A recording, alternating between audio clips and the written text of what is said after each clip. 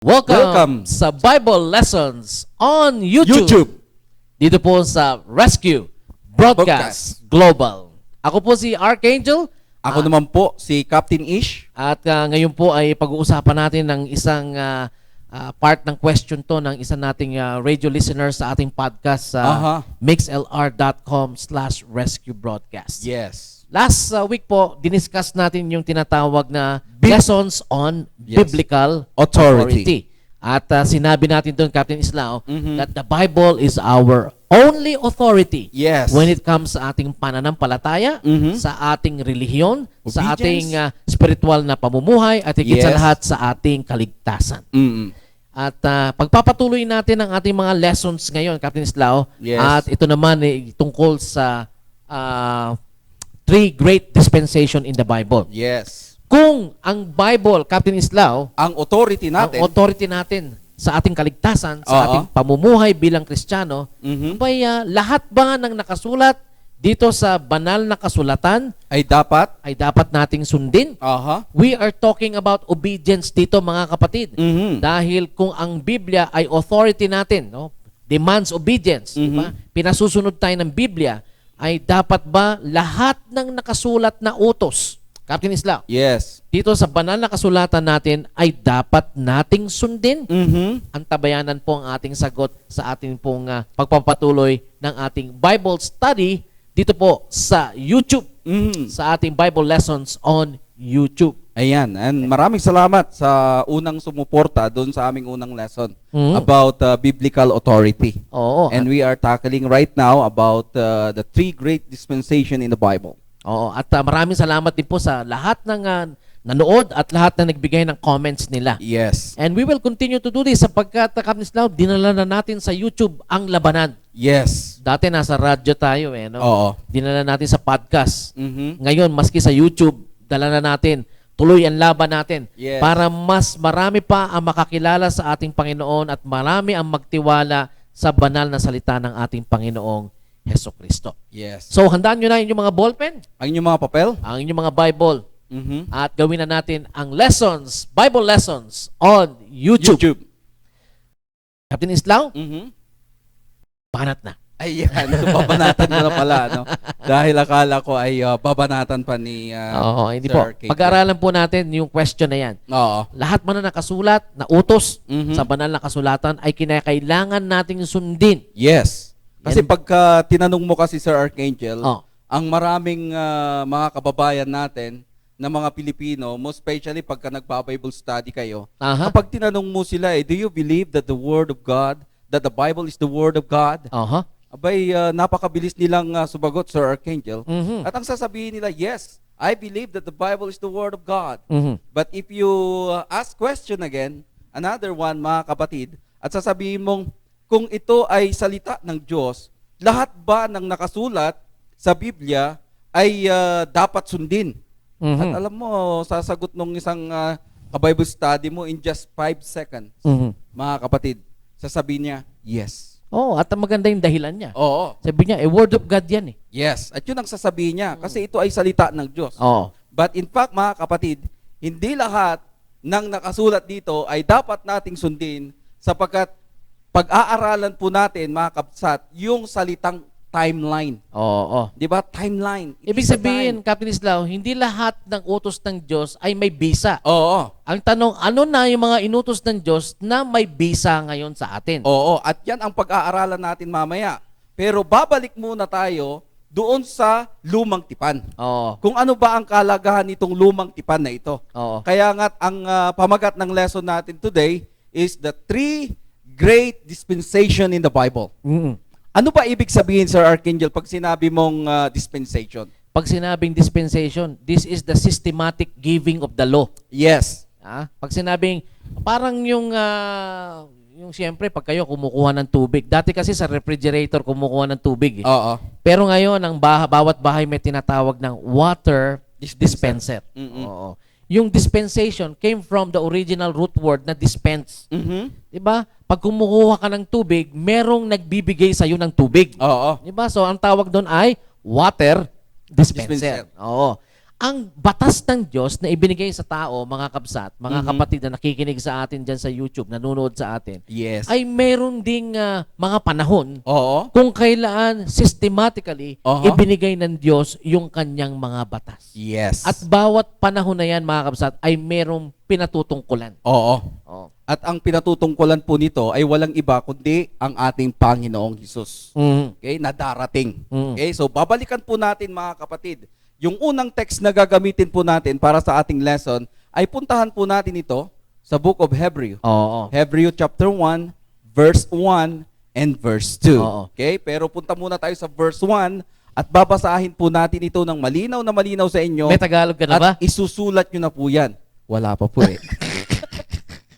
Pero babasahin ko yan sa Tagalog. Oo. Kasi Kabisado mo. kabisado ko yung Tagalog niyan eh. Oo. Sasabihin mo yan sa Tagalog. Babasahin ko po yan sa Tagalog. Oo. Okay? Wala kang Tagalog eh. Oo, meron po na ano natin yan. Sasabihin mo. Sasabihin ko. Oo, hindi mo babasahin. Sa Tagalog. Ano? Oo. At sabihin ko po sa inyo, kabsat, dito pong Bible lessons on YouTube, kung ano lang po yung sinasabi ng Bible, yun lang yung Oo. ating pararating sa inyo. Yes, walang dagdag. So, walang bawas, syempre. Siyempre po, sa Biblia, meron lang 3 great dispensation. Oo. Pero marami kayong madidinig ngayon, Captain Islao, Oo. umabot pa hanggang 7. Yes, 7 Oo. dispensation. Oo, pero yung 4 doon, hindi nyo matatagpuan sa Bible yon. Yes, wala. Kaya yung sasabihin lang namin sa inyo, mga kabsat, yung tinuturo ng Bible na 3 mga mahalagang mga kapanahunan. Oo. Sa Tagalog yan, mahalagang mga kapanahunan. Yes. Oo. Mhm. Kaya kita mo, emergency na. Oo. Dahil mahalaga po yung pag-uusapan natin kaya emergency. Oo. Kaya nga pag-uusapan natin yung time, mga kapatid. Oo. Okay, so babasahin natin sa English Standard Version. Aha. At ganito yung kanyang pagkakasabi. Verse 1, isulat nyo na po. Hebrews chapter 1, verse 1. Ang sabi niya dito, long ago, at many times and many ways, God spoke to our fathers by the prophets. Sa Tagalog. Sa Tagalog. Noong una, Tamo, it talks about time. Oo, Nung so, una. noong una, kumbaga past tense. Oo. Balik tayo. Balik tanaw. Oo, balik tanaw. Ano bang meron doon sa una? Kasi sabi doon, noong una, Aha. nangusap ang Diyos. Kanino nangusap ang Diyos? Sabi niya, sa ating mga ninuno. Oo. Pag sinabing sa ating mga ninuno, Oo. ibig sabihin, it refers to the Jew. Oo. Okay? Kasi ang nagsulat nito Ay Hudyo. ay isang Hudyo Mm-mm. na never nagpakilala. Hindi nagpakilala. At yung iba sinasabi nila si Paul. Oo. Mag-ingat kayo Mm-mm. dahil hindi sinabi Mm-mm. yung pangalan nung nagsulat. Oo. Remember kung ano po yung napag-usapan natin dito? Mhm. We speak when the Bible speak Yes? and we are silent When the Bible is silent. Ayan. So kung hindi nagpakilala ang sumulat ng Hebrew writer, Aha. wala po tayong karapatan na sabihin na siya ay si ganito, Yes. siya ay si ganon, o kung sino man siya. Kaya ang pinaka-safe na Tawa- sabihin natin, Tawagin na lang natin siyang Hebrew writer. Yan po ang mas mainam na gagamitin po natin. Oo. Dahil pag sinabi namin si Paul, mamaya hindi pa pala si Paul, that is tantamount na kami po ay nagdadagdag. Oo. Okay? So sabi nung Hebrew writer dito, Mm-mm. noong una, Oo. pansinin mo sino ba yung una na tinutukoy niya? Sabi niya diyan, nangusap ang Diyos sa ating mga Ninuno. ninuno. Sa English yan, yung ninuno, Oo. fathers, Yes. ama. Ama. Mm. At ano ba itong ama na ito, mga kapatid? Sasabihin din po yan ni Apostle Paul. Oo. Let's go to Romans chapter 9 verse 4. Mhm. Maganda talaga pag Tagalog kasi maliwanag yung pagkasabi doon, Oo. patriarka Oo. ang pagkagamit. Oo. Pero dito, sa English na ginamit, hindi ko alam kung patriarch ang pagkagamit sa version ni Brother Ed. Oo. Romans chapter 9 verse 4 and verse 5. Basahin ko sa inyo sa New King James Version. Yes. At ito'y tatagalugin Oho. ng ating expert sa Tagalog Ganun ba? Tatagalugin ko ba? na si Captain Scout. Hindi ko nakabisado sa Ayan. Tagalog yan eh. Oh, Basahin sige. ko New King James Version, Romans chapter 9 verse 4. Ilista nyo po sa inyong mga Bible, mga Bible, sa inyong mga notebook. Ayan. Okay? Who are Israelites? Mas maganda to kung basahin na natin yung verse 3. Oh, sige. Kasi magkaduktong. Oo. For I could wish that I myself were accursed from Christ for my brethren, my countrymen, Ayun. according to the flesh, Mhm. who are Israelites, Oh, yan. to whom pertain the adoption, Mhm. the glory, the covenants, the giving of the law, the service of God, and the promises. Verse 5. Of whom are the fathers? Fathers! Ama. Oh. And from whom, according to the flesh, Christ came, Ayan. who is over all, the eternally blessed God. Amen. Sa version ko po, na English Standard Version ng verse 5, tignan niyo po. Kala ko sa Tagalog. Hindi ko alam sa Tagalog eh. To them belong the patriarchs. Plural itong patriarchs eh. Ang sabi niya, and from the race according to the flesh, in Christ who is God over all, blessed forever. Amen. Ang sinasabi dito ni Apostle Paul, tinutukoy niya sa kanilang mga ninuno. At sino yung kanilang mga ninuno na ang tinawag po doon sa ating Hebrews chapter 1 verse 1, Ama. Ama. Fathers. Patriarch. Oo. Sa ibang version is patriarch. Ano ba ibig sabihin ng patriarch, Sir Archangel? Ama. Ama. Diba? The word patriarch means father. Father. At sino itong mga fathers na ito? Diba? Hindi po si father. Parang sinasabi ni Apostle, ni Hebrew writer dito. Maski si Apostle Paul, may pinagmulan yung lahi nila. Tama. Diba? So, binabalik tanaw nila, kanino ba nanggaling itong mga ito? Di ba dun sa ating mga ama? At pansinin niyo mga kapatid, parang sinasabi mo, Captain Islaw, na kaya matangos ang ilong mo. Ganun ba yun? Sigurado ko na yung mga ninuno mo, matatangos ang ilong. Ganun ba yun? At kaya ganito naman ang ilong ko. Matangos din ang ilong mo. Konti lang. Ay, dahil yung mga ninuno ko, doon ako nanggaling eh. Alam nga namang yung ilong ko ay pango, tapos yung ninuno ko ay kasing haba ng ilong ng mga Bombay. Wala namang kaming lahi ng Bombay. Parang ganyan din yung sinasabi ni Apostle Paul dito. At saka ng Hebrew writer. Binabalik tanaw nila yung kanilang pinag-umpisahan. Diba? Saan ba nag-umpisa yung lahi nila? Ay, tuturo nila ngayon yung kanilang mga ama. Mga ninuno nila. Sapagkat may mga binili ng Diyos doon sa kanilang mga ama na hanggang ngayon ay mahalaga sa kanila. Tama. Di ba? Siyempre. Diba? Lalo na sa isang Hudyo. Lalo na sa isang Hudyo. Kung sa Pilipino nga, may mga bilin na hindi natin mabitawan eh. At ang mga nagturo din dyan, yung mga ninuno natin. Di ba? How much more sa mga dayukdok na Hudyo. Di ba? Ganun ang training sa kanila. Yes. Kaya nga, lahat ng ama nila doon sa lumang tipan, halos lahat kabisado nila ang mga yan. Yes. Diba? At pansinin niyo mga kapatid, mapapatunayan natin dito na ang Diyos nagsasalita. Talaga. Nagsasalita. Ang Diyos na nasa Biblia ay nagsasalita. At kanino siya nagsasalita? Tanungin muna natin sa mga viewers natin. May kilala ba kayong Diyos na hindi nagsasalita? Totoo yan, madami yan. At iba-ibang... Pero alam mo, nung tinanong ko yan sa mga Bible study natin, tinanong mo nga lola ko eh. Ang una sasabihin nila, meron ba nun? Parang nagmamangmangan pa. Diba? Parang ngayon lang nila nadinig yung tanong na yun eh. Babalik sa iyo yung sagot, meron ba nun? Talaga naman nasa repektusan. Samantalang dinadasalan nila, niluluhuran, pinupunasan, iniiyakan, at just recently lang, Kating Islaw, binubuhat pa. At iba-iba pa kulay. Diba? At iba-iba din yung laki. Kaya nga, di ba? Pag nasunog nga imbis na iligtas sila nung Diyos na yan, sila pa magliligtas doon sa Diyos na yan. Kasi ayaw nilang magasgas. Ayaw nilang masunog. Di ba? Kaya maraming napapahamak yan. Pero tingnan nyo, mga kabsat, mga kapatid, mga kapuso, mga kapamilya, mga kapatid, kinakausap yung Diyos na yan. Diba? Kinakausap. Pero yung Diyos na nasa Biblia, mga kabsat, kinakalimutan na eh. Sapagkat every time na binubuksan nyo yung Biblia, yung Diyos at binabasa nyo, yung Diyos na nandiyan dyan, nagsasalita. Pero pag sarado ang Biblia nyo, maraming nagsasalita.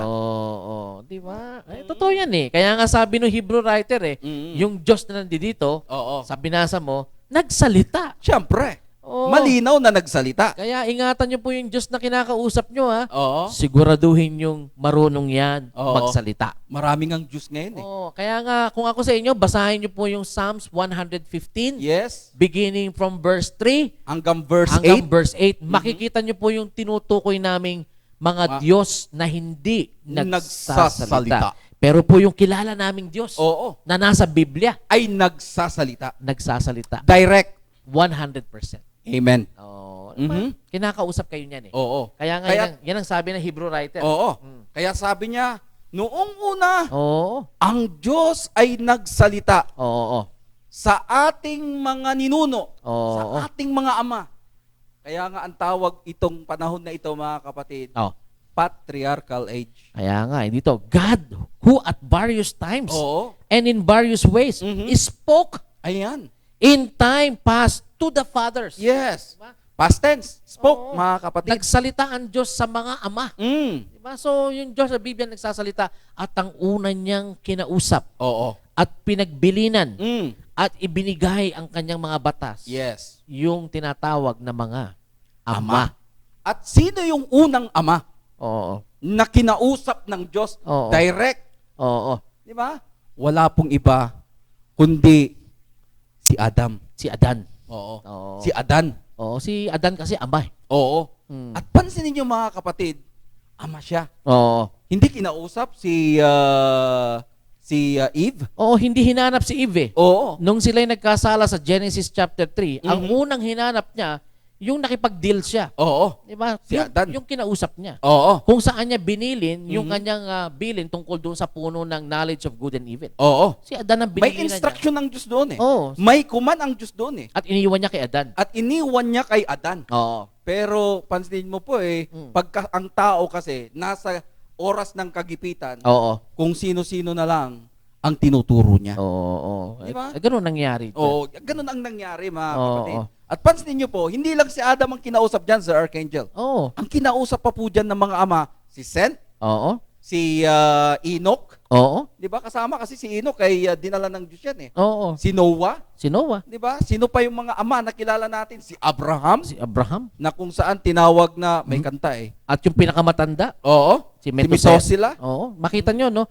Ang edad ng mga ama nung araw. Ang hahaba. Ang hahaba ng edad. Oo. Si Methuselah. Walang sinabi si Dolphy. Walang binatbat yun. Di ba? Wala nga sa isang katitik Oo. man lang. Dahil lang, Si Methuselah ay pinakamatanda si Methuselah eh. 969 years old. 969. Kaya nyo yun, mga kapatid. Mm-mm. Di ba? Si Adan naman, 930. Oo, 930. Oo. Matanda na yun nung Oo. ginawa eh. Pero hindi naging baby yun. Oo, hindi naging Si baby. Adan. yun. Ano, sabi ng mga Bible scholars, mga age 40 Oo. na naging adult na siya eh, Mm-mm. nung siya ay nilikha ng Diyos. Oo. So, makita mo, mahahaba ang buhay ng mga ama nung araw. Yes. Simply because, Captain Islam, Anong dahilan? wala namang University of Baguio nung araw. Walang University of SLU. Aba, SLU University. St. St. Louis University. Oo. Ay, mga Wala ring University of Cordilleras. wala ring BSU. Wala rin Benguet State University. Oo. Ang aming po mga alam na mga universidad ay mga nandito sa Baguio. Yes. Sapagkat nandito po kami sa Baguio. Oo. Kaya siguro sa lugar ninyo ay wala yung Far Eastern University. Oo. Walang UST. Mhm. Walang Ateneo. Walang Wala. Lasal. No? Yes. Walang teaching institution maliban Maliban sa Diyos. sa Diyos na pinadaan niya sa Ama. Yes. Oo. Ang nagtuturo ay ang mga ama at yung mga bilin ng Diyos Mhm. ang siyang tinatanggap ng mga ama upang ituro niya sa kanyang pamilya. Kaya nga, makikita natin, Sir Archangel, ano nga ba ang dahilan kung bakit kinakausap ng Diyos ang mga ama na ito, Sir Archangel? At yun na po yung sinabi po ninyo, di ba? Na kung saan para iutos ng Diyos yung kanyang mga bilin. Kumbaga ang Diyos dyan, siya yung teacher. Kasi sabi nga natin kanina, wala pang UB, wala pang scholar dyan, mga kapsat ng bayan. Oo. Kundi direct to the point na ang Diyos ang nagtuturo sa mga ama na ito. Mm-mm. At nang sa gadon, yung ama naman ay tuturuan niya yung kanyang pamilya. Diba? Kaya nga po mga kapatid, bakit nyo kinakausap yung asawa nyo? Di ba? Ano ba ang dahilan? Parang si Sir Archangel, bakit niya kinakausap si Doktora Dayan? Bay, karamihan na sinasabi ng tao kasi, hindi kasi asawa ko yan eh. Pero hindi po mga kapatid, mayroon pong malalim na dahilan kung bakit kinakausap ng Diyos ang mga ama na ito. Dahil unang rason mga kapatid, dahil mahal niya itong pamilya na ito na kung saan siya mismo ang lumikha ng mga tao na ito. Kaya makikita natin mga kapatid, from Methuselah, from Enoch, from Abraham, from Isaac, from Jacob mga kapatid, kinakausap ito ng Diyos. Kaya nga tignan nyo mga kapatid, bakit si Moises ang nagsulat? Bakit hindi nagsulat si Adam? Bakit hindi nagsulat si Seth? Si Enoch? Oo. Di ba yung mga forefathers? Bakit hindi po sila nagsulat mga kapatid? Ang role nila magturo lang. Di ba? Pansinin nyo mga kapatid, di ba? Ang role po kasi nila ay magturo lang. Oo. At sino ang nagbigay ng utos para sila ay magturo? Oo. Walang iba kundi ang Diyos. Oo. Kaya nga in-specify itong mabuti na ang tawag sa kapanahunan na ito, sabi ng Hebrew writer, ay panahon ng mga ama. Patriarchal age, mga kapatid, ang tawag dyan. Kaya nga, pansinin nyo, Oo. ang Diyos, di ba sabi, mahal ang tao, kaya nakikipag-usap. Siyempre. Di ba? Pagka nga nag-aaway kayo ng mga misis nyo, di ba? Hindi kayo kinakausap ni misis, di ba? Tama. Sasabihin sa'yo, di ba? Ganun din ang Diyos. Kaya gustong-gusto niyang makipag-usap sa tao at kinakailangan padaanin niya itong mga bilin niya, yung mga utos niya sa Ama, sapagkat mahal niya tayo. Oo. Ayaw niya tayong mapariwara. Oo. Ano ba nangyari kay Adan? Di ba napariwara? Pariwara. Di ba? Binilinan na at hindi pa tinupad yung bilin. Yes. So, ang Diyos nagpatuloy na magbilin sa mga ama Oo. para lalong hindi mapariwara itong tao na minahal niya. Yes. So, yan po ang dahilan. At syempre, yung mga ama, kung ano yung binili ng Diyos, Oo. yun naman ang tinatagubilin niya Yes. sa kanyang mga pamilya. Oo. Diba? Kaya nalalaman ng mga tao ang tungkol sa Diyos dahil sa Ama. Isipin mo kung gaano katagal ang buhay nila, ganun sila katagal magturo. Yes. From generation to generation. Diba? Tinuturuan nila yung pamilya na yan para hindi nila makaligtaan Oo. na meron Diyos. Yes. And yet, Captain Islao, Oo. nakalimot pa rin. Nakalimot. Nakalimot pa rin ang tao. Kaya nga, nagbibili ng Diyos, Oho. diba, para sa kanila yan dahil yan ay makakabuti sa kanila. Yes. Tinan mo, example ng bilin sa lumang tipan. Oo. Magpakarami kayo. Oo. Humayo kayo. Diba? Ilang beses sinabi ng Diyos yan? Panahon ni Adan? Oo. Panahon ni Noe? Magpakarami kayo. Oo. Diba? Kanino yan binilin? Ang tanong. Oo. Sa mga ama. Ma.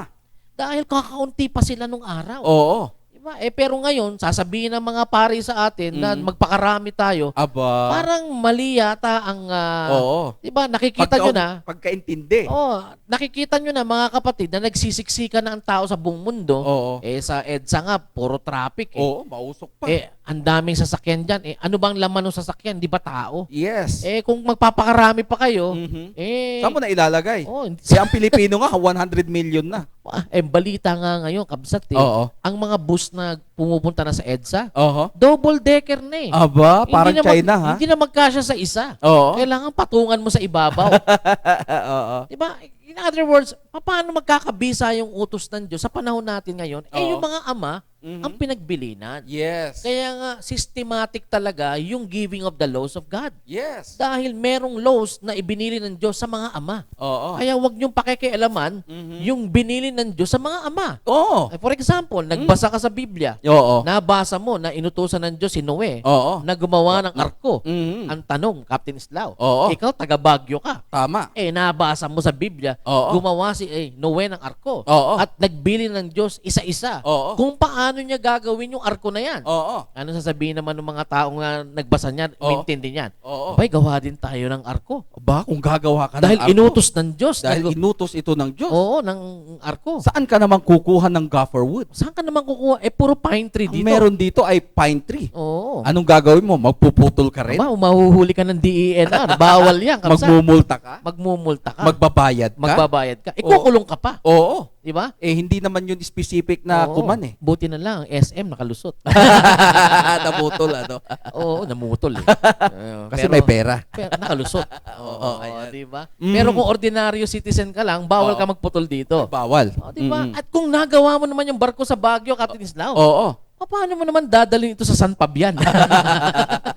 Sa Lingayen Gulf? Ang layo naman ng Baguio. Oo, 5,000 5,000 feet above sea level. Yes. So kita nyo, walang katuturan sa atin yung utos ng Diyos sa mga panahon ng mga ama. Oo. Sapagkat ito'y inutos lang sa panahon nila. Yes. So, Kita nyo na po? Makita nyo, systematic ang Diyos sa kanyang pagbibigay. Bibigay. Sabi niya, in various times and in various ways. Iba't iba ang kapanahunan, iba't iba ang kaparaanan ng Diyos sa pakikipag-usap sa tao. Oo. Diba? Tandaan nyo po yan. Markahan nyo yung Hebrews chapter 1 verse 1 nyo. Sabi no, God spoke in various times and in various ways. Diba? Ang Diyos hindi nagbabago, Captain Islam. Tama, hindi na nagbabago eh. Pero yung pamamaraan niya to deal with men, yan ang nagbabago. Tama. Kaya nga yung utos na niya yan, na magpakarami kayo, hindi na mag-apply sa atin yan. Hindi na mag-apply. Wala nang paglalagyan sa tao ngayon. Oo. Unless, di ba, makapunta ka ng Mars. At sabihin ng Diyos, magpakarami ka uli. Oo. Pero hindi mangyayari yun eh. Ano ka mabubuhay sa Mars? Oo. At saka kung titignan mo sa Archangel, foreshadowing yan eh. Yung sinabi ng Diyos na, go and multiply. Pero ngayon sabi ni Christ, go and make disciple. Foreshadowing yan sa bagong tipan. Sa bagong tipan. Mamaya po yan. Abangan nyo yan. Ano? Pero sa ngayon, nais namin maintindihan nyo stress namin na may panahon ng mga ama. Patriarka. Yes. At ama ang pinili upang magsalita sa kanilang mga pamilya tungkol sa Diyos. Tignan mo sa Archangel, pamilya ito. Dahil ang ama ay naging university. Yes. Diba, diyan, sila ang nagtuturo eh. Wala naman iba nagtuturo ng araw. Tama. Diba, ang ama ang nagtuturo sa pamilya. Oo. At ang tinuturo nila ay tungkol sa Diyos. Oo. Mga habilin ng Diyos sa kanilang pamumuhay upang sila ay mapaigi. Oo. Gusto nyo bang mapaigi? Oo. Diba? Dapat pakinggan nyo yung sinasabi ng Diyos. Yes. Lalong-lalo na sa kapanahunan natin ngayon. Tama. Diba? So, yan yung una. Yes. That is the first, mga kapsat.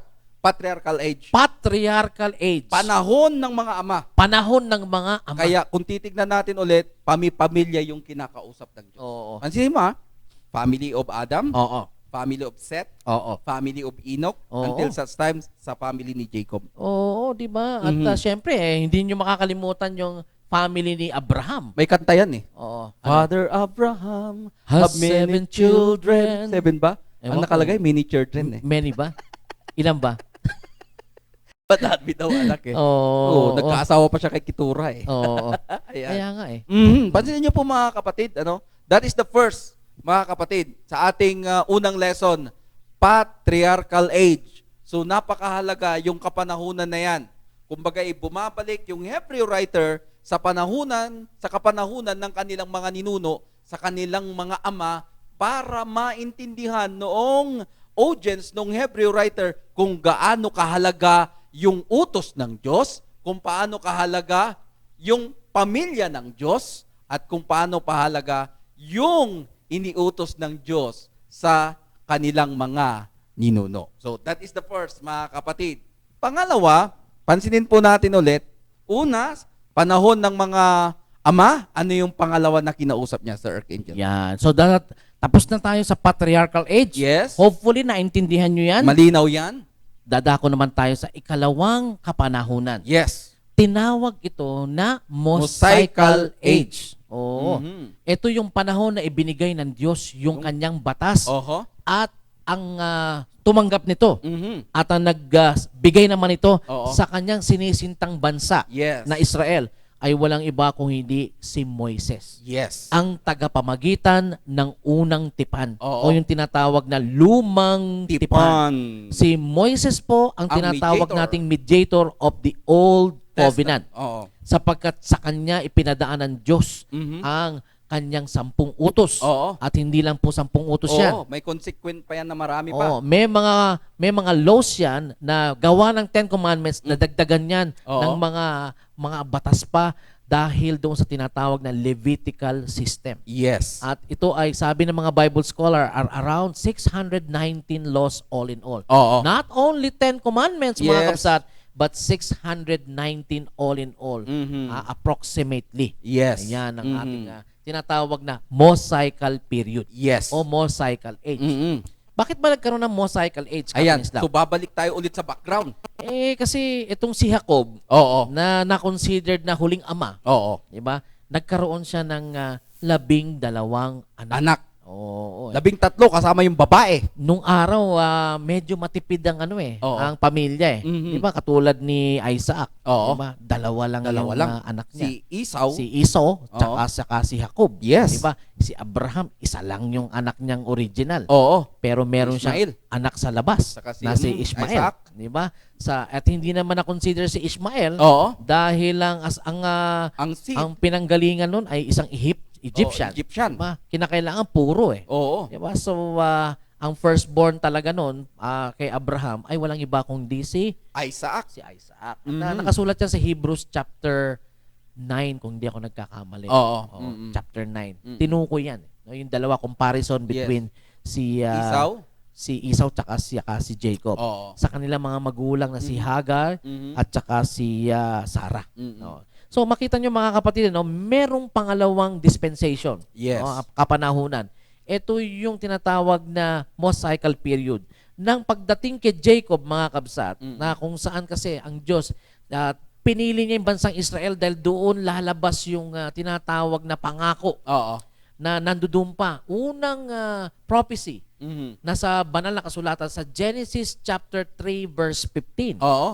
Kung babasahin niyo po yan, may tinutukoy na binhi na solusyon ng Diyos sa kasalanan na ginawa ni Adan at Eva, na ang mga tao ay madadamay sa consequence nito, ang kamatayan.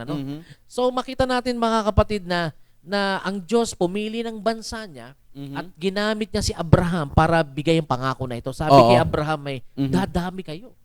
Di ba? Dadami kayo kasing dami ng tala. Di ba? Sa langit. At dami ng buhangin. Butil na buhangin. Sa gilid ng dagat.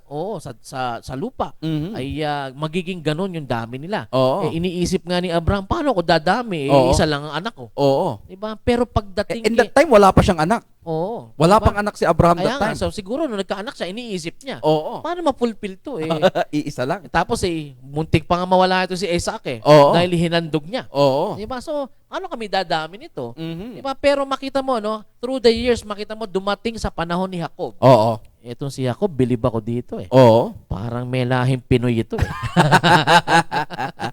Biro mo, At pansinin mo, the patriarchal period, ang Diyos pumapayag na multiple lang partner mo Di ba? Pero sa bagong tipan, hindi na Isa lang Isa lang So kita mo, nag-change yung pakikipag-deal ng Diyos. Tama. Di ba? So ito si Jacob ay nakaapat ito. Captain Islao. At nakita mo kung paano siya nadaya ni Laban. Ang gusto niya ay si Rachel.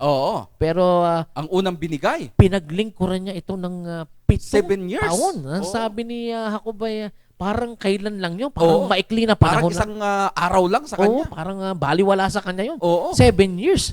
Diba? Yung 7 years natin ngayon, sawakan Pero sa kanya, parang hindi siya napapagod. Ganun ang nagagawa ng dakilang pag-ibig. Pagkatapos ng 7 years, ibinigay sa kanya. Yung si Leia. Singkit. Si Leia ang binigay. Sabi niya, hindi naman tong gusto ko meron tayong kultura. Hindi pwedeng ibigay yung bunso. Kung hindi nakakasal yung panganay. So kung gusto mo, ay 7 years uli. Another 7 years. 7 years uli. Gusto mo makipag-deal ka uli. Dahil mahal na mahal ni Jacob. Kita mo, ito si Rachel. Dahil sa lapis na pagmamahal. Pinagtiisan niya. Another. Sabi niya, hindi ko maramdaman ang pagod dun sa 7 years na yun. Until ma-reach niya talaga si Leia. So makita mo, Absat, na problema naman, di magkaanak na naman si Leia. Naging ano siya, baog. Na hindi naman magkaanak. So, ang ginawa ng mga ano nila, mga dalawa na yung asawa ni ano Oo. pinasipingan, Yung di ba? kanyang katulong. Yung katulong. Nagkaroon na naman ng anak doon. Oo. At nainggit naman to si Leia. Oo. Yung kanyang katulong din, pinasipingan din. Talaga. Diba? Bawi-bawi. Until finally, ito si Rachel Oo. ay nagka-anak din. Oo. Kaya kung susumahin mo yung anak ni Jacob Oo. sa 4 na bebots, naging 12 lalaki. Oo. At meron pang isang babae na na-mention sa Biblia na ang pangalan ay Dina. at ito ay na-rape. Ito ay dapat ito ay kinover ni Gas Abelgas doon sa kanyang soko.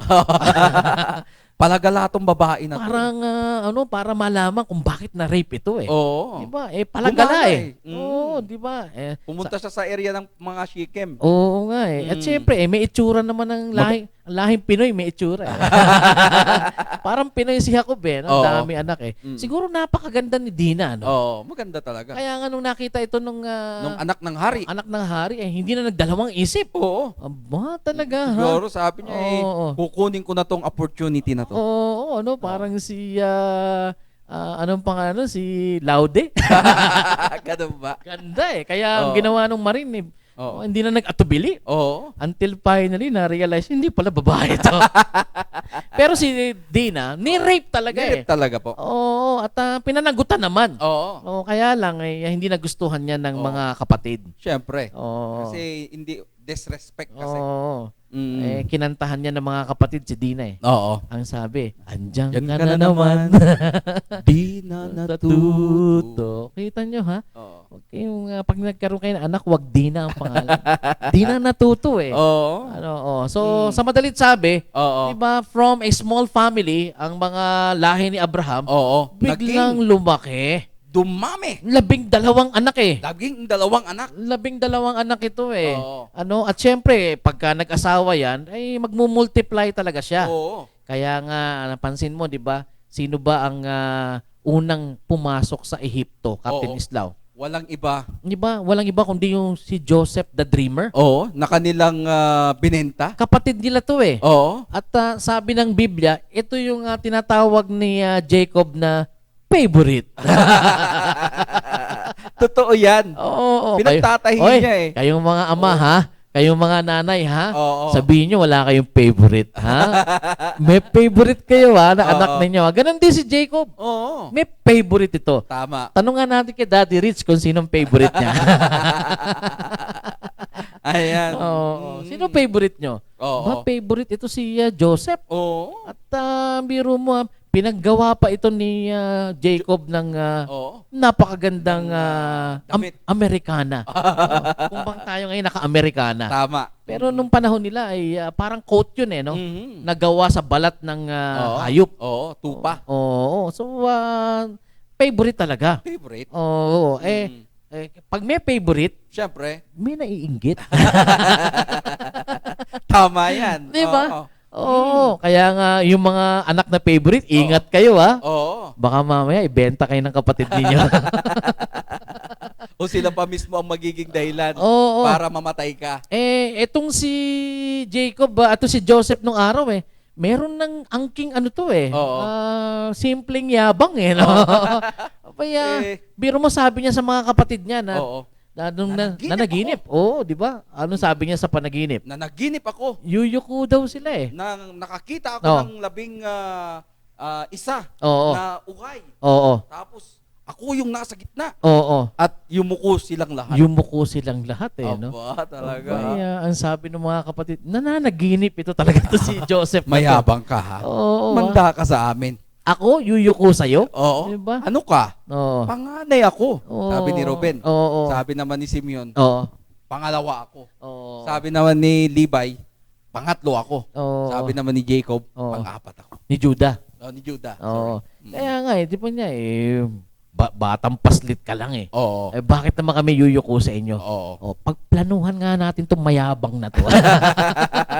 Nagplano sila. Nagplano sila. Oo. Anong ginawa? At ang plano nila ay kinuha yung damit niya. Oo. Hinubaran siya. Oo. Tapos ngayon, ang ginawa nila sa damit niya. Hindi ni rape, ha? Hindi, tinanggalan eh. Oo. Nilagyan ng dugo-dugo. Niluray-luray yung damit niya. Oo. Para malaman na kinain ng leon o kinain ng oso. Originally, ang plano, papatayin eh. Papatayin. Pero sumingit si Ruben. Oo, sabi niya, huwag natin patayin. Oo. Oo. Sabi niya mga wala pala kayong utak eh. Bakit mo papatay niyan? Magagalit si ama pag tayong nalaman na pumatay dyan. Oo. Favorite eh. At saka ang idea o mindset din kasi ni Reuben ay para iligtas din itong si si Joseph. Kasi mahal din niya ito eh. At ikaw yung panganay eh. 'Di ba? Pag ikaw yung panganay, concerned ka sa kapatid mo. Kaya sabi niya, pagkakitaan na lang natin. Pagkakitaan na lang natin. Hindi napon pa sa balon eh. 'Di ba? Kinulong dun eh habang pinagmimitingan eh. Diyan ka muna. Diyan ka muna. Hanggang sa time may dumaan ng mga paparazzi. Mga paparazzi dumating Yung Tamang-tama naman no? Yun mo, yung opportunity talaga dumarating eh. Pagka may desire ka na masama at nandiyan dyan yung opportunity. Talaga wala nang atubili. Wala na atubili. Idumaan yung mga media nights. 'Di ba? Nakita nila ito na yung pagkakataon natin. Pagkakataon to. Magkapera tayo. At ang ginawa nila, ibininta nila. Ibinenta si Joseph. Si Joseph. Makita nyo, no? Pwede kayo ibenta nung araw. Pwede ka. Gawin kang slave. Kaya kung galit kayo sa kapatid nyo, Pinta mo? punta ka sa Rural Bank of Itogon, isang lamon.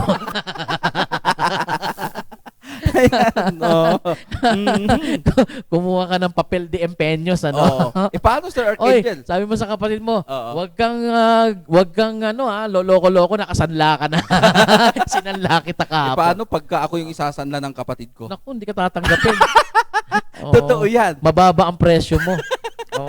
Reject, kumbaga. So, naging slave si Joseph. Naging slave? Siya unang nakapasok sa Egypt. At hanggang tumagal. Diba? Kinuha siya, binili siya ni Putipar. Diba? Pinrame na naman siya. Oo. Pero makita mo yung heart ni Joseph, talagang matibay. Talagang tapat siya sa Diyos. Na gagawin niya kung ano yung dapat niyang gawin para ma-please niya yung Diyos niya. Kaya ano nangyari doon? To cut the long story short, naging gobernador ito si Jose, si Joseph, kanang kamay ng hari ni Pharaoh. Diba? At makita mo, nagbago sa lahat ng itsura ni Joseph. Hindi mo na alam na siya ay isang Hebreo. Dahil nagbukha na siyang Egyptian eh. Egyptian ang dating niya eh. Nagme-makeup na. Di ba mga Egyptian Pharaoh ay nagme-makeup na? Di ba? Tsaka yung buhok niya talagang pati yung costume niya ay suot niya. At tsaka naman nanaginip naman yung Pharaoh. Yung hari. At saka doon niya pinaliwanag ni Joseph yan kung ba't siya nalukulok sa pwesto. Makita niyo kabsat, yan ang kwento niyan. And then? At syempre, nung Egypt lang naman ang pinakamayaman nung araw dahil sa panaginip na na-interpret ni Joseph. So ano nangyari dito sa pamilya ni Jacob? Di ba? So wala silang makain. Dahil taggutom. 7 years. At balita sa buong mundo na ang Egypt lang may pagkain. So lahat ng bansa pumupunta doon para humingi ng pabor. At alam mo kung sino ang nagdidesisyon yan? Walang iba kung hindi yung ibinenta nila. Si Joseph, the dreamer. Di ba yung binenta nila sa Rural Bank of Itogon? Naging presidente ng Rural Bank. Ang taas ng posisyon niya.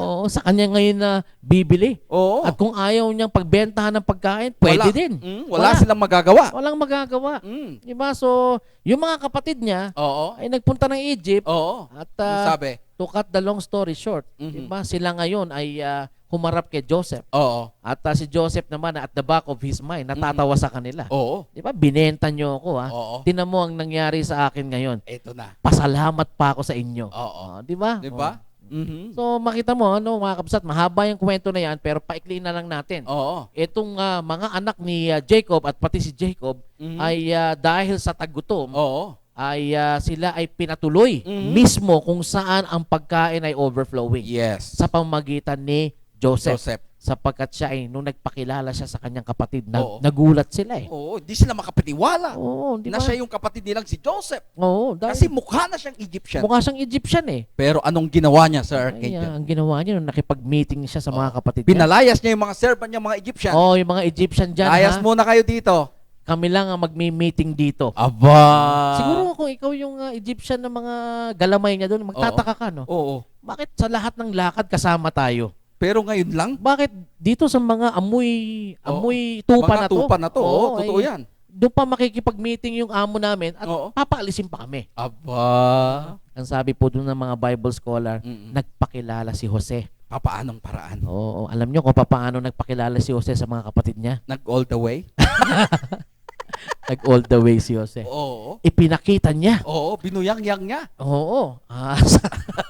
Sama ng language mo. Masama ba yun? Binuyang-yang. Oo. Oo. Pinakita niya. Pinakita niya kung anong meron siya. Oo. Diba? Na ako'y isang Hudyo. Ang sabi niya, ako ay Pilipino. Pinakita niya eh. Oo. Aba, nagulat yung mga kapatid niya. Oo. Sabi niya, Egyptian ba to? Oo. Meron bang Egyptian na tuli? Oo. Na-circumcise? Oo, yung pala, na-realize nila, hindi ito Egyptian. Oo. Isa siyang katulad namin. Kapatid. Oo, Namin siguro, siya. nagbilangan sila, no? Oo. Sabi, mag-attendance nga tayo. Ilaw na sa kainan eh. Oo, di ba? Sino ba dito wala? Oo. Aba, nag-attendance sila, kompleto sila. Oo. Pare-pareho Tapos yung dating si upuan. Benjamin, Mhm. nando doon sa tatay niya. Oo. Aba, sinong wala sa atin? Oo. Aba, na-realize nila, alam ko na, ang wala sa atin si Joseph. Oo. Aba. Siguro, nanginginig sila that time. Ano? Kaya nga, yung ganda nung eksena na yun, bigla ngayon silang nagpatira pa Oo. sa harapan ni Jose Oo. at doon natupad yung panaginip ni Jose. Yes. Na itong 11 ay yuyuko sa kanyang harapan. Kaya nga sabi ngayon ni Joseph, buhay pa ba ang ating ama? Oo. Diba? Sabi niya, buhay pa po. Oo. Dalhin niyo siya dito. Doon na sila tumira. Oo. At ang sabi sa Bible, ilan sila? Ayan, babasahin natin. Oo. Na Para- unang nakapasok sa Oo. Egypt. Basahin Oo. po natin para Oo. malinaw po sa inyo. Historical po kasi itong kwento natin para maintindihan nyo yung Mosaical period kung Oo. kailan nagsimula. Mhm. Oh. Exodus chapter 1 verse 1 to 5. Oo. These are the names of the son of Israel who came to Egypt with Jacob, each with his household. Oo. Reuben, Simeon, Levi, Judah, Issachar, Zebulun, and Benjamin, Dan, and Naphtali, Gad, and Asher. Oo. All the descendants of Jacob were 70 persons. Mm-mm. Joseph was already in Egypt. Oo. So, ilan silang pumasok, Sir Archangel? Ilan sila? 70 70 persons. ha? Kasi kasama na yung mga asawa nila. Oo, nagkaroon ng pamilya to. May pamilya na yan. Oo. From 12, naging 70. Oo. At ang malaking katanungan dito, Captain Islam, Oo. ilan na sila nung nag-Exodus? Oo. Di ba? At ito babasahin Anong ulit natin. sinasabi ng Bible kung ilan na ang bansang Israel? Ayan. From a family, Captain Islam, naging bansa ito Naging isang nation. Natupad yung pangako kay Abraham. na dadami sila. Oo. At biro mo, nung lumabas sila sa Egypt, ay ang kinenta lang dito, puro lalaki. Oo. Basahin mo, Captain natin. Islam. Exodus chapter 12 verse 36 and 37. Oo. At ganito yung kanyang pagkakabasa sa aking pong version, mga kapatid. Oo. Ang sabi niya dito, and the Lord had given the people favor in the sight of Egyptians, so that they let them have what they asked. Thus the plundered the Egyptian. Verse 37. Oo. And the people of Israel journeyed from Ramses to Sukkot, about 600,000 men Mm-mm. on foot, sabi to, besides women and Children. Maliban pa sa mga asawang babae Oo. at sa mga Anak anak niya. na lalaki, babae, Ang binilang lang, pati yung mga baby pa. oo. Ang binilang lang, mga ama. Wala pa yung mga alaga nilang hayop. Mga lalaki, wala pa. Oo, 600,000. At Diba? isipin mo ito, Sir Archangel, Gaano ba karaming 600,000? Ang dami na ang nun dami. Kasi kung bakit umabot po ng 600,000, Oo. di ba? Abay, ilang taon po ba silang nanirahan Sa Egypt. sa Egypt? Oo. Ang sabi po ulit sa verse 40 ay ganito. Mm-mm. And the time that the people of Israel live in Egypt was 430 years. Oo. Ito po yung fulfillment doon po sa Genesis chapter 15 verse 13. Oh, kita mo na from a family, naging nation na sila. Oo. At nung naging nation sila, Captain Islao, Oo. ay sila ay kaawa-awang naging slave Oo. dito sa Egypt. Eh, paano ba naman hindi dadami ang Captain Islao? Oo. Sa kasaysayan ni Moises, pinakita kung papaano sila pinahirapan. Oo. Noong si Joseph ay hindi na gobernador. Oo, nakalimutan na nung bagong hari. Eh, nung si Joseph ang gobernador dyan, guest sila. Oo. Special guest, VIP. Kumbaga, favorite sila. Oo, subalit nung si Joseph ay namatay, Oo. nag-iba na yung hari, Oo. nakakalimutan na sila. Oo. At ang worst dyan, ginawa silang slave. Oo. Aba, alam mo ba kung ano ang pinagawa sa kanila sa Egypt? Gumawa po sila ng tinatawag na pyramid. Oo, pyramid. Oo. Yun ang building nila nung araw Oo. no? Pyramid, at saka mga walls, at saka yung buong city na lumalaking Egypt. Aba, ang workforce nila dyan ay mga Hudyo. Oo. Ay, mga Hudyo, mga Hebreo. Oo. Hindi pa sila tinawag na Hudyo. Hudyo. Hebreo sila eh. Oo. No, sila ang ginawang alipin.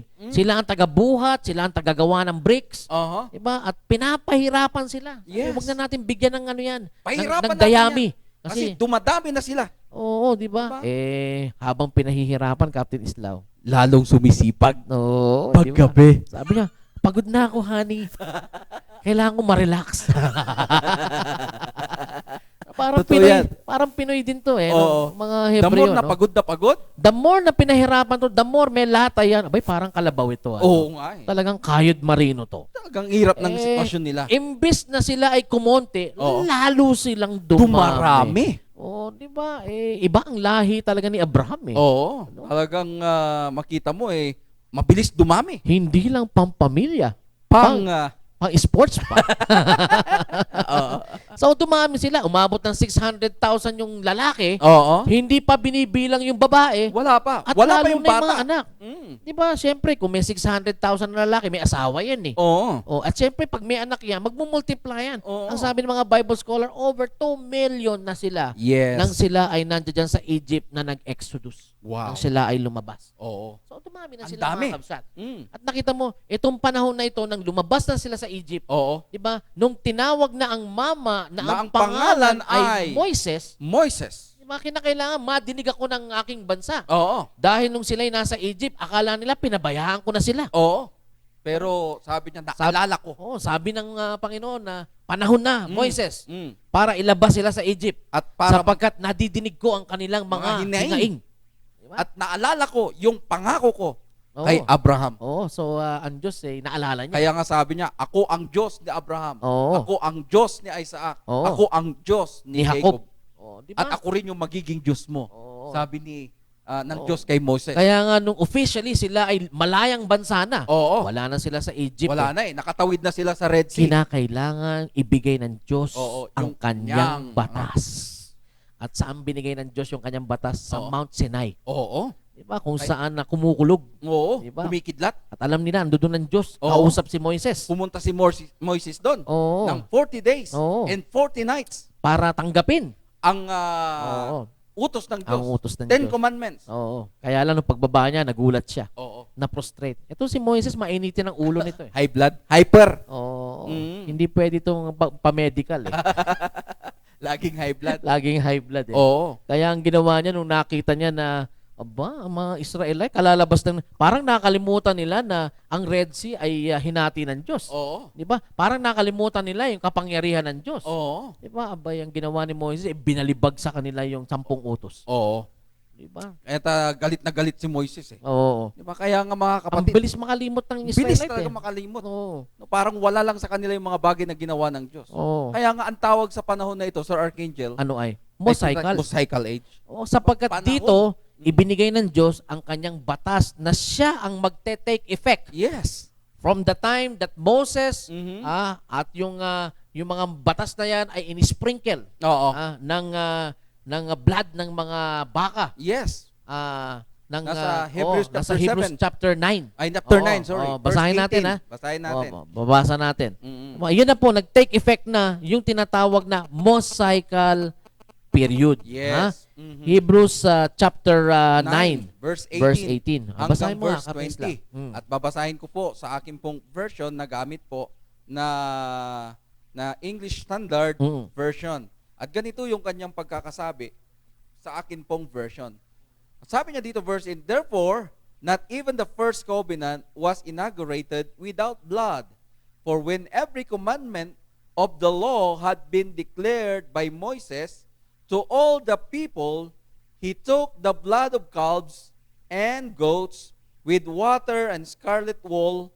The people he took the blood in calves and goats, while the water and scarlet wool and hyssop, and sprinkled both the book itself and all the people.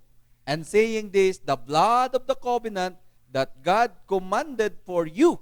Pansinin niyo po ito mga kapatid, paano pinagtibay yung commandment ng Diyos. Kasama na po dyan yung 10 commandments sa pamamagitan ng dugo ng calves, ng baka, at ng kambing. Doon, yun yung ang nagpabisa, ang nagpatibay. Doon sa covenant ng Diyos, doon sa tipan ng Diyos, ay walang iba kundi yung dugo ng hayop. kawawang hayop. Kaya ang sakripisyo nila dyan, hayop nakita nyo, no? So, may bago ng utos ang Diyos. Wala na ang utos doon sa patriarchal period. Wala na yun. Sapagkat may utos na doon sa bansang Israel. So, from a family na minahal ng Diyos. Mahal na mahal ng Diyos yung family na yan eh.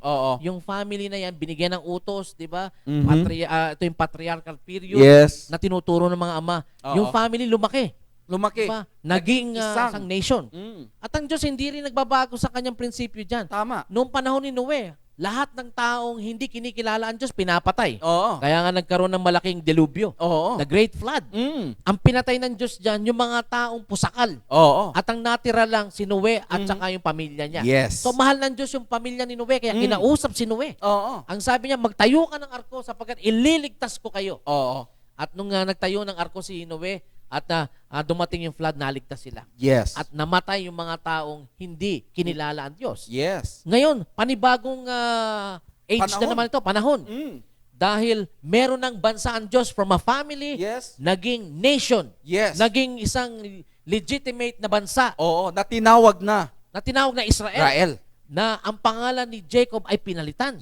Sa Genesis chapter 32 verse 28. Makikita nyo dyan. Si Jacob, pinalitan ang pangalan niya kasi hindi maganda yung pangalan niya. Mabantot. Diba? Alangan naman. Deceiver. Alangan naman ang pangalan ng bansang ito ay Jacob. Diba? Pangit. Pangit eh. Ginawang Israel. Ang ibig sabihin, ang Diyos ay sumasa kanila. Amen. Diba? So, Israel. Ezra. Tsaka yung El, Diyos yun eh. So, ito ang tinawag na kay Jacob at ipinangalan sa bansang ito yung pangalan na bago ni Jacob. Israel.